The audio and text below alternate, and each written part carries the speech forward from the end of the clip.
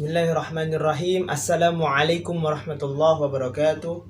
Alhamdulillahirabbil alamin wa bihi nasta'in ala umurid dunya waddin. Wassalatu wassalamu ala asyrafil anbiya'i wal mursalin sayyidina Muhammadin wa ala alihi wa sahbihi at-tayyibin at-tahirin. Amma ba'du.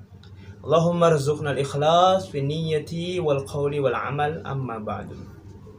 Hadirin dirahmati Allah Subhanahu wa ta'ala. Alhamdulillah kita bertemu lagi di pertemuan kajian Ramadan daripada Babul Ilm, bab ilmu dari kitab Mishkatul Masabih karya Al-Imam Al-Muhaddits Al-Khatib At-Tibrizi rahmatullahu alaih. Bismillahirrahmanirrahim. Hadis ke-24.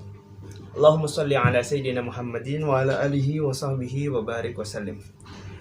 Wa an sakhbaratal Azadi radhiyallahu anhu qala Rasulullah sallallahu alaihi wasallam man talaba al-ilma kana kafaratan lima mada, rawahu Tirmidzi wa Darimi wa qala Tirmidzi hadza haditsun dha'if al-isnad wa Abu Dawud rawi yudha'af. Bismillahirrahmanirrahim. Man talaba al-ilma, barang siapa yang mencari ilmu, tentunya mencari ilmu dan mengamalkannya. Di dalam kitab Mirqatul Mafati dikatakan mencari ilmu dan mengamalkannya, untuk diamalkan. Kana kafaratan lima madha, kafara untuk menghapus lima madha daripada dosa-dosanya. Nah, ini kalau secara zahir dilihat lima madha untuk menghapus seluruh dosa yang sudah diperbuat. Ini kalau secara zahir bertentangan dengan Al-Quran dan juga hadis-hadis yang masyhur, karena ada dosa-dosa yang berhubungan dengan makhluk yang harus yang bisa terhapus dengan meminta maaf dengan makhluk tersebut, ataupun dosa syirik yang tidak bisa tidak diampuni. Nah, jadi dengan zahir hadis ini bertentangan dengan ayat-ayat Al-Quran dan juga hadis-hadis masyhur. Maksudnya apa? Kafaratan lima madha, yang lima madha ini adalah, yang dimaksud adalah dosa-dosa kecil yang bisa dihapus dengan amalan-amalan. Dengan dosa-dosa kecil seperti itu yang dimaksud daripada dosa-dosa yang bisa dihapus karena dia mencari ilmu, adalah dosa-dosa kecil yang bisa dihapus dengan amalan-amalan. Ini hadis riwayat Tirmidzi. Ini juga suatu fadilah, kelebihan daripada orang yang mencari ilmu, bisa menghapus dosa-dosa kecil yang telah ia perbuat. Subhanallah. Lalu lanjut ke hadis yang ke-25.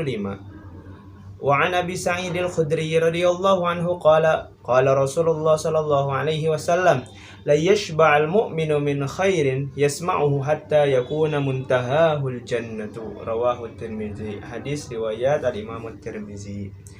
Jadi di sini dikatakan la yashba'al mu'minu, seorang mukmin tidak akan pernah kenyang, min khairin. Khairin di sini artinya ilmu, tidak akan kenyang daripada ilmu yang dia dengar. Min khairin yasma'uhu. Jadi setiap orang mukmin itu mendengarkan ilmu, ia selalu lapar, ia selalu haus akan ilmu, ingin terus mendapatkan ilmu, tidak akan kenyang dengan ilmu-ilmu yang dia telah dapatkan, yang ia telah pelajari dari para masyaikhnya.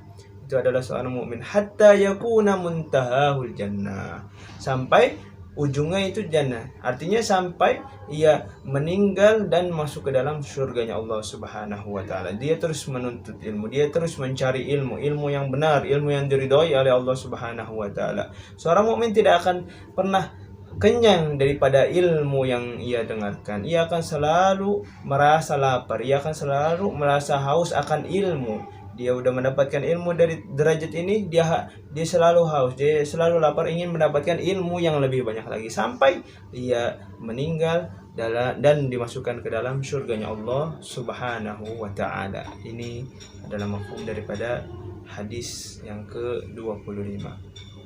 Lalu kita lanjut ke hadis yang ke-26. Wa an Abi Hurairah radhiyallahu anhu qala Rasulullah sallallahu alaihi wasallam man su'ila an ilmin 'alimahu thumma katamahu uljima yaumal qiyamati bilijamin min narin, rawahu Ahmad wa Abu Dawud wa Tirmidzi. Hadis riwayat Ahmad, Imam Abu Dawud dan juga Imam Tirmidzi. Ini suatu peringatan bagi orang-orang yang tidak memberitahu hal yang ia ketahui.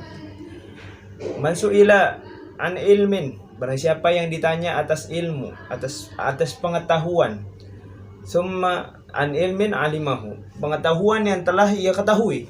Nah, yang di sini dimaksud pengetahuan, dan pertanyaan itu adalah pertanyaan yang manusia itu membutuhkan, seperti misalnya menanyakan tentang yang sekitar dengan sholat, sekitar dengan puasa, sekitaran dengan hal-hal yang dibutuhkan oleh manusia untuk beribadah kepada Allah Subhanahu wa taala. Nah, itu kalau misalnya orang menanyakan pengetahuan tersebut, lalu orang yang ditanya itu tahu, akan tetapi summa katamahu, dan orang tersebut itu tidak memberitahunya.